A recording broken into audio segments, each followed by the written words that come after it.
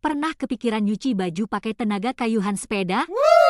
Inilah inovasi unik yang memanfaatkan sepeda dan sistem katrol untuk mencuci pakaian tanpa perlu tenaga tangan. Cara kerjanya simpel banget. Sepeda ini dihubungkan ke sistem katrol dan tali yang terhubung ke botol besar berisi air. Saat dikayuh, botol air terangkat, lalu gravitasi menariknya turun lagi. Setiap kali botol turun, ia menciptakan tumbukan yang membantu proses pencucian pakaian di dalam baskom sabun.